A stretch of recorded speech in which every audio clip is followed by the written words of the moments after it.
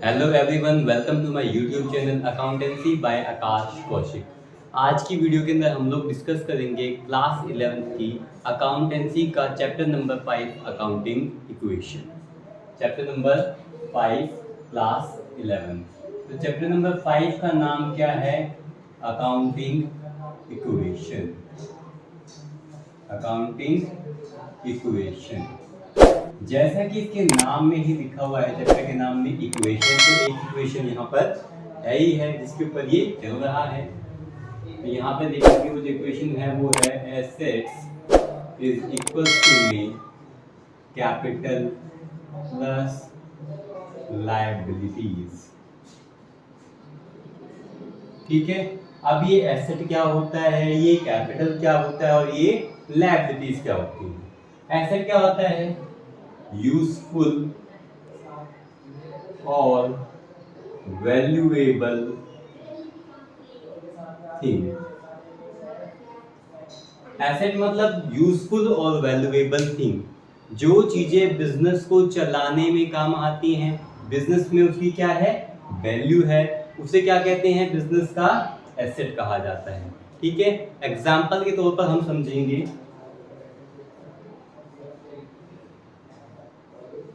आपको business open करना है, तो आपने बिजनेस ओपन किया, आपको क्या चाहिए, लैंड चाहिए, जमीन चाहिए, वो आपके बिजनेस की क्या मानी जाएगी, एसेट मानी जाएगी। अब उस जमीन को आप कुछ ना कुछ तो करेंगे, यानी इसके ऊपर क्या बनाएंगे, बिल्डिंग बनाएंगे। बिल्डिंग है वो भी आपके बिजनेस को चलाने में काम आएगी, वो भी आपके बिजनेस की क्या है, एसेट है। लैंड, बिल्डिंग, आपके बिजनेस के अंदर क्या होगा, फर्नीचर होगा, मशीनरी होगी, और भी जो भी चीजें, चाहे छोटी से छोटी चीज और चाहे बड़ी से बड़ी चीज, छोटी से छोटी चीज चाहे बड़ी से बड़ी चीज, जो भी चीजें आपके बिजनेस को रन करने में यानी चलाने में काम आ रही हैं, वो बिजनेस का क्या है, एसेट है। Land, building, furniture, machinery, etcetera. ठीक है, जो भी चीजें हमारे बिजनेस को चलाने में काम आ रही है वो बिजनेस का क्या है, एसेट है। सेकेंड नंबर पर अब हमें एसेट समझ में आ गया होगा, कैपिटल। ये क्या होता है, initial investment made in a business, made in a business. Initial मतलब होता है स्टार्टिंग, यानी कि शुरुआत में, किसी भी बिजनेस की शुरुआत में जो पैसा लगाया जाता है, कैश या काइंड, या तो कैश या कैश के बराबर जो भी चीजें हम बिजनेस को ओपन करने में, इसको स्टार्ट करने में जो लगाते हैं, उसे कहते क्या हैं, उसे कैपिटल कहा जाता है। फॉर एग्जांपल, मुझे एक कोचिंग सेंटर ओपन करना है, मुझे 1,00,000 रुपए की जरूरत है, तो मैंने 1,00,000 रुपए उसके अंदर लगा दिए, तो वो मेरे बिजनेस की क्या होगी, वो 1,00,000 रुपए वो क्या होगी, मेरे बिजनेस की कैपिटल। ये बात क्लियर है आपको? ठीक है, तो यानी कि बेसिकली किसी भी बिजनेस की शुरुआत में जो पैसा लगाया जाता है, ठीक है, उसे क्या कहते हैं, कैपिटल। ठीक है, कैश या काइंड जो भी चीज लगाई जाती है, यानी कैश या काइंड मतलब कैश के बराबर जो चीज हम बिजनेस के अंदर लगाते हैं। फिर लास्ट टर्म क्या है हमारी इस इक्वेशन की, वो है लायबिलिटीज। ये क्या होती है, money borrowed from others. Basically हमने जो पैसा बोरो किया है दूसरों से, जो पैसा हमने बोरो किया है दूसरों से, यानी कि अगर आपके ऊपर टेंशन है, यानी कि आपने अगर उधार पे सामान खरीद लिया तो भी टेंशन है कि ये पैसा लौटाना पड़ेगा। आपने बैंक से लोन ले लिया तो आपके ऊपर टेंशन है, आपको लौटाना पड़ेगा। यानी कि जो पैसा बिजनेस का नहीं होता बट बिजनेस के अंदर उसका इस्तेमाल हो चुका है, जो पैसा बिजनेस का नहीं है बट बिजनेस में उसका इस्तेमाल हो चुका है, ये पैसा किससे लिया हमने, दूसरों से। अगर दूसरों से पैसा लिया है तो क्या करना पड़ेगा, रीपे करना पड़ेगा, रिटर्न करना पड़ेगा, पैसा लौटाना पड़ेगा।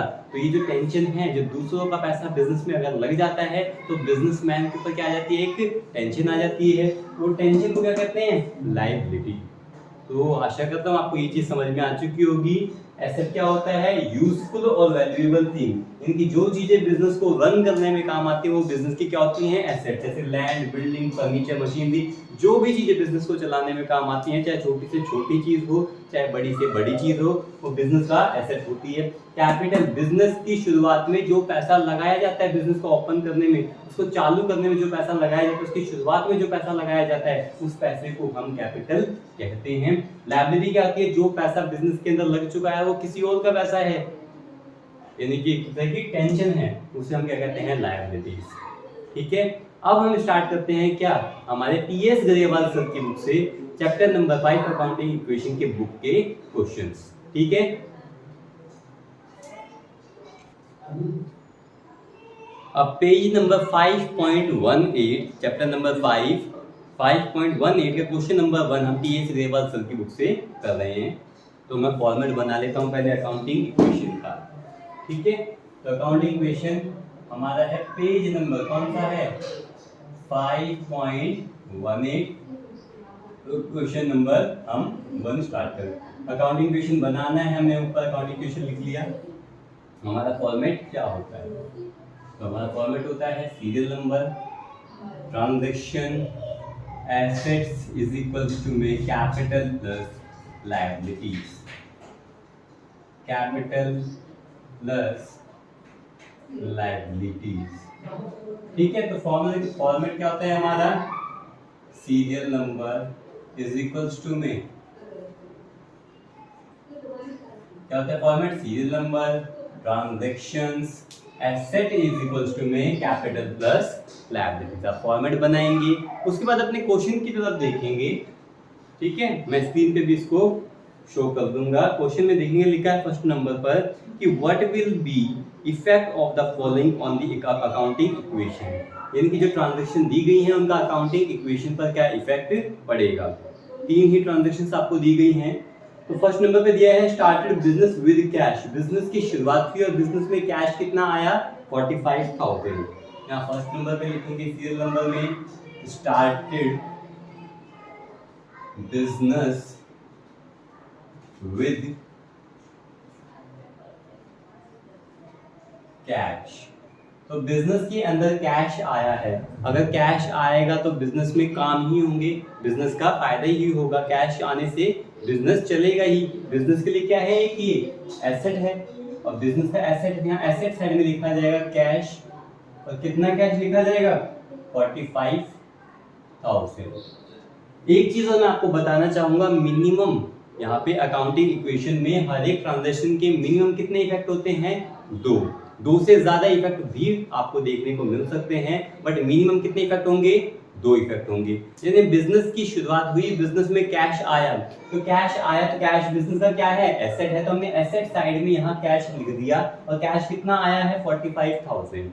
मैंने आपको बताया था कि मिनिमम कितने इफेक्ट होते हैं, 2 इफेक्ट होते हैं। यहाँ तो अभी सिर्फ एक ही इफेक्ट शो किया गया है इसका, पहले ट्रांजैक्शन का।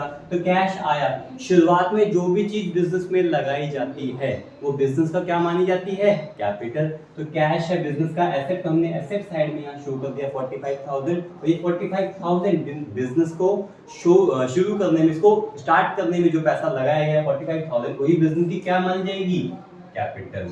वही बिजनेस की क्या है, कैपिटल। और अभी लायबिलिटीज क्या चल रही हैं, 0। अभी कोई भी टेंशन बिजनेस के ऊपर नहीं। सेकंड नंबर पे देखेंगे opened a bank account with a deposit of ₹4500। तो यहाँ लिखा जाएगा opened a bank account, open a bank account with a deposit of 4500। अब सिंपल सी बात है, यहाँ पे आप चाहे विद फिगर भी आप इन ट्रांजैक्शन को लिख सकते हैं, विदाउट फिगर भी इन ट्रांजैक्शन को आप लिख सकते हैं, कोई डिडक्शन आपको नहीं होगी आपके मार्क्स में। तो आपने बैंक में एक अकाउंट, बैंक अकाउंट एक ओपन हुआ आपका, ठीक है, एक अकाउंट ओपन हुआ बैंक में। अब बैंक में पैसा आया है तो वो भी आपके बिजनेस का क्या है, एसेट है, काम ही तो आएगा। अगर आपके कस्टमर आते हैं, वो कहते हैं जी हम डायरेक्ट आपको बैंक में पेमेंट करेंगे, और आप कहते हैं जी आपके पास बैंक अकाउंट ही नहीं है, तो कस्टमर चला जाएगा। बेसिकली ये जो बैंक से, इनकी बैंक के अंदर अगर आपके पास पैसा है तो तो आप चेक रिसीव भी कर सकते हो, चेक से पेमेंट भी कर सकते हो, यानी कि आपके बिजनेस को रन करने में काम ही तो आएगा, और काम आएगा तो बिजनेस का क्या है, एसेट है। बिजनेस का क्या है, एसेट है। तो हमने यहाँ पे इसको कहाँ लिख दिया, एसेट साइड में बैंक को लिख दिया। तो आपने एक बैंक अकाउंट ओपन करवाया, उसमें कितना पैसा डिपॉजिट किया आपने, 4500, ठीक है। तो बिजनेस के अंदर आपने एक बैंक अकाउंट ओपन किया बिजनेस का, तो यहाँ पे ऐड करेंगे 4500 आपके बैंक में ऐड हो गए। अब ये पैसा गया कहाँ से, आपके पास जो कैश था वहां से वो पैसा कम हुआ, तो कैश में से आप पैसा वो लेकर गए, तो यहाँ पे माइनस हो गया, और वो पैसा बैंक में गया तो वहां पर प्लस हो गया। हर एक ट्रांजेक्शन के मिनिमम कितने इफेक्ट होते हैं, 2 हो चुके हैं। इसके बाद क्या बनाएंगे आप, इसके बाद बनेगी हमारी न्यू इक्वेशन। क्या बनाई जाएगी, न्यू इक्वेशन। आपके पास कैश था कितना, 45,000, 45,000 में से 4500 का कैश आपने कहाँ डिपॉजिट कर दिया, बैंक में, तो आपका कैश तो कम हो गया। तो कैश अब कितना बचा आपके पास, 40,500 प्लस बैंक का बैलेंस कितना इंप्रूव हो गया आपका, 4500 वो हो गया। कैपिटल में किसी भी तरह का चेंज नहीं आया, और लायबिलिटीज अभी क्या चल रही है आपकी, 0 चल रही है, ठीक है। उसके बाद आप यहाँ देखेंगे हमारी ट्रांजैक्शन थर्ड, तो यहाँ लिखेंगे जी थर्ड नंबर पर ट्रांजैक्शन में दिया है बॉट। बॉट मतलब होता है परचेज करना, मतलब खरीदना। Bought goods from messrs, bought goods from messrs son and company. Son और कंपनी से हमने, यानी कि एक कंपनी का नाम है मैसर सन एंड कंपनी, जिससे हमने गुड्स परचेज किए। अगर कोई भी है कि हमने माल परचेज किया अपने बिजनेस का, ठीक है। अब गुड्स क्या होता है, जिसको हम डेली पर्पस पे, यानी कि हम रोज खरीदते हैं और जिसमें हम डील कर रहे हैं, रोज खरीदते हैं और रोज बेचते हैं। तो गुड्स बिजनेस का क्या है, एसेट है। तो आप इसको यहाँ पे लिख देंगे गुड्स, और यहाँ लिखा जाएगा प्लस गुड्स हमने खरीदे हैं, तो हमारे बिजनेस में वो गुड्स आए हैं तो मैंने क्या कर दिया, प्लस। अगर वो जाते तो मैं क्या कर देता, माइनस। तो हमने गुड्स खरीदे हैं 11,200 के, तो गुड्स मेरे बिजनेस में आए हैं 11,200 के। अगर यहाँ पर नाम नहीं लिखा होता, अगर यहाँ पर क्या नहीं लिखा होता, नाम नहीं लिखा होता, तो ये क्या मानते, कैश परचेज मानते। पर यहाँ पर नाम लिखा है, तो यानी कि अभी हमने उनको पैसा नहीं दिया, ये क्रेडिट परचेज है, मतलब उधार पे हमने सामान खरीदा है। तो सामान मेरे पास आ गया, मिनिमम 2 इफेक्ट होते हैं। अब सामान तो आ गया, अभी हमने पैसा नहीं दिया क्योंकि नाम लिखा है, क्रेडिट परचेज है। और अगर नाम लिखा है तो हमने उसको पैसा नहीं दिया, तो हमारे पर क्या बढ़ गई, लायबिलिटी बढ़ गई।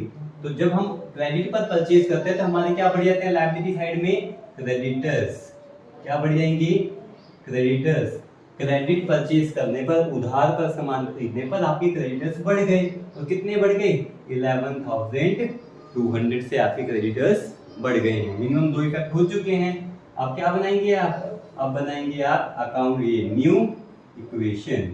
अब क्या बनाएंगे आप, न्यू इक्वेशन। कैश में किसी भी तरह का चेंज नहीं आया, वो 40,500 ही रहेगा, प्लस बैंक में किसी भी तरह का चेंज नहीं आया, 4500। थर्ड ट्रांजैक्शन की वजह से बिजनेस के अंदर 11,200 के क्या आ गए, हमारे गुड्स आ चुके हैं। और यहाँ पर क्या लिखेंगे, 45,000 की कैपिटल है, और क्रेडिटर्स कितने हो गए हैं, 11,200 के, ठीक है। अब हम चेक करेंगे कि हमारा आंसर सही है या नहीं है, वो पता लग जाएगा हमें। वो कैसे, आप यहाँ देखेंगे कि आपका एसेट किसके बराबर आना चाहिए, कैपिटल प्लस लायबिलिटीज के बराबर आना चाहिए। तो यहाँ एसेट का टोटल करेंगे तो 40,000 और 4500, ये आ जाएगा हमारा 45, और यहाँ पे ऐड करेंगे तो 56,200 जो हमारा टोटल आया है, वो हमारा एसेट साइड का आ चुका है। इज इक्वल्स टू में हम इन दोनों का टोटल करेंगे, ये भी आ जाएगा हमारा 56,200, यानी कि हमारा क्वेश्चन बिल्कुल सही है, ठीक है। अब क्वेश्चन नंबर 2 करने से पहले बच्चों, मैं आप लोगों को एक बेसिक सी चीज बताना चाहूंगा, तो आपके काम आएगी। तो आप यहाँ देखेंगे गुड्स को हम स्टॉक भी हमें लिखा है इसकी जगह, मिल सकता है। गुड्स मतलब बेसिकली क्या होता है, जो भी आप बिजनेस कर रहे हैं, जो भी आप बिजनेस कर रहे हैं उसमें जिस भी चीज़ को हम रोज खरीदते हैं बेचते हैं। फॉर एग्जांपल मेरी फर्नीचर की दुकान है, मैं फर्नीचर का काम कर रहा हूँ, तो रोज मैं फर्नीचर को खरीदूंगा, रोज मैं उसको बेचूंगा, तो वो मेरे बिजनेस का क्या हो गए, गुड्स हो गए। ठीक है, हर एक बिजनेस का गुड्स क्या होता है, अलग होता है। अब उसको फर्नीचर की अगर मैं बात करता हूँ तो फर्नीचर को मैं खरीदूंगा भी और बेचूंगा भी। तो खरीदूंगा फिर उसको मैं उसको क्या करूंगा, परचेज। तो क्वेश्चन में खरीदने के लिए आपको या तो परचेज लिखा मिल सकता है या फिर बॉट लिखा मिल सकता है। ठीक है, फिर बेचेंगे उसको, सेल करेंगे उसकी। तो गुड्स क्या होता है, डेली हम जिसको हम खरीद रहे हैं, जिसको बेच रहे हैं, जिसको डेली हम जिस पे डील कर रहे हैं, जिस प्रोडक्ट में हम डील कर रहे हैं उसे क्या कहते हैं, गुड्स कहा जाता है। अब फर्नीचर को खरीदेंगे तो खरीदने के भी दो तरीके होते हैं। खरीदने के कितने तरीके होते हैं, दो तरीके। पहला होता है कैश परचेज, यानी कि परचेज करने के दो तरीके होते हैं। एक होता है कैश परचेज, दूसरा होता है हमारा credit purchase. Same in the case of sales. Sales भी दो तरीके से की जाती है, एक होती है हमारी कैश सेल्स और एक होती है हमारी क्रेडिट सेल्स। ठीक है, अब कैश का मतलब आपको पता होता है नगद, यानी कि पैसे दिए सामान खरीदा।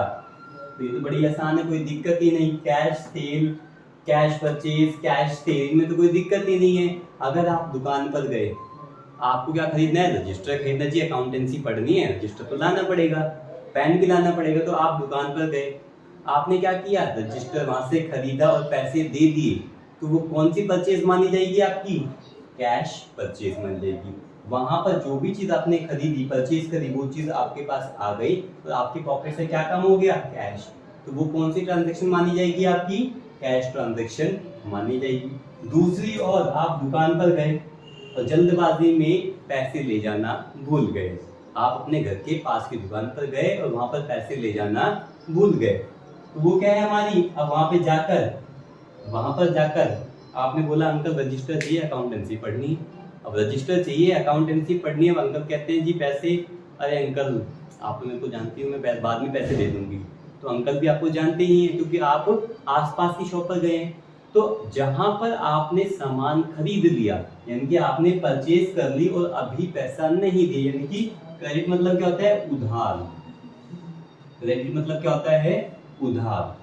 उधार के ऊपर अगर आप सामान खरीद लेते हैं और पैसा इन फ्यूचर देंगे, उसे क्या कहते हैं, क्रेडिट परचेज। ठीक है, बिजनेस में भी ये होता है कि आपने सामान खरीदा बट पैसे आप बाद में देंगे, यानी कि आपने उधार में सामान खरीदा है, उसे कहते क्या है, क्रेडिट परचेज। और क्रेडिट परचेज अगर आप करेंगे तो कौन सा अकाउंट ओपन हो जाएगा अकाउंटिंग इक्वेशन में, क्रेडिटर्स का, यानी आपके क्रेडिटर्स बढ़ जाएंगे। क्रेडिटर्स कौन होते हैं, जिनसे हम उधार पे सामान खरीदते हैं, इन फ्यूचर हम उनको पेमेंट करेंगे। ये बात समझ में आई, ठीक है। तो हमें ये समझ में आ गया, परचेज दो तरीके से होती है। एक होती है कैश परचेज, जहां पर सामान हमने खरीदा और पैसा दे दिया, वो हमारी कैश परचेज होती है। दूसरी होती है हमारी क्रेडिट परचेज, यानी कि हमने अभी पैसा नहीं दिया, हमने उनको वादा किया कि इन फ्यूचर हम आपको पैसा देंगे, वो क्या है, हमारी क्रेडिट परचेज। उधार पर आपने सामान खरीदा, तो अगर आप उधार पे सामान खरीदते हो तो सामान आपके पास आ गया, पैसा नहीं गया, इन फ्यूचर आप उनको पैसा पे करेंगे। तो जब उधार पे सामान खरीदते हैं, क्रेडिट परचेज करते हैं, तो आपके क्या बढ़ जाते हैं, क्रेडिटर्स। अब आइडेंटिफिकेशन, यानी कि क्रेडिट परचेज का पता कैसे लगेगा। अगर आपने क्वेश्चन में क्रेडिट परचेज की है तो आपको पता कैसे चलेगा जी, क्वेश्चन में कैश परचेज है या क्रेडिट परचेज है। तो क्वेश्चन में अगर नाम लिखा है, अगर क्वेश्चन में क्या लिखा है, नाम लिखा है, मैं एग्जांपल के तौर पर यहाँ लिख भी देता हूँ, ठीक है। यही लिख देते हैं कि purchase goods from Ram of rupees 10,000। Purchase goods from Ram, purchase goods from Ram, नाम आ गया, यानी कि हमने पैसा नहीं दिया, जैसे ही नाम लिखा आ गया तो कौन सा परचेज है ये, क्रेडिट परचेज है। और क्रेडिट परचेज के अंदर यानी कि हमारे क्या बढ़ जाएंगे, क्रेडिटर बढ़ जाएंगे, हमारी लायबिलिटी बढ़ जाएगी। ये बात समझ में आई आपको। तो एग्जांपल किससे भी हमने सीख लिया, अगर हमने सामान खरीदा, गुड्स खरीदे, और यहाँ किससे खरीदे, राम से, नाम लिखा है तो हमने कैश परचेज नहीं करी, यानी कि हमने उधार पर खरीदा, यानी कि ये क्रेडिट परचेज है। ये बात आपको समझ में आई, ठीक है। उसके बाद एक बार इसको नोट कर लीजिए,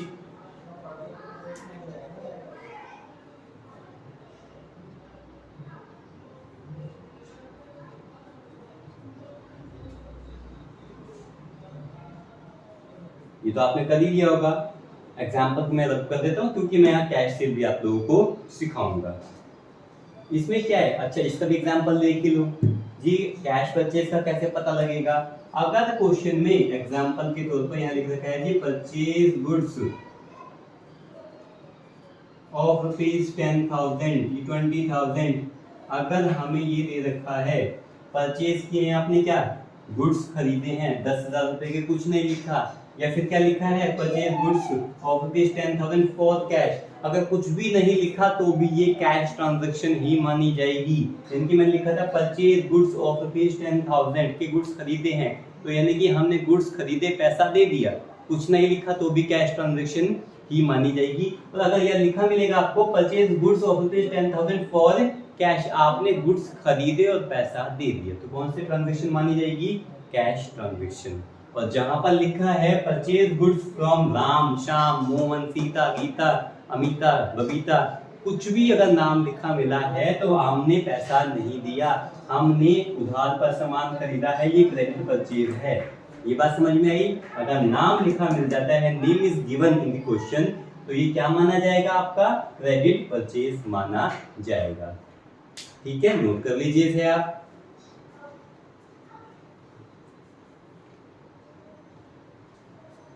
अब मैं इसको रब कर देता हूं। अब हम आते हैं इसके ऊपर, सेल के ऊपर। अब हम समझेंगे सेल।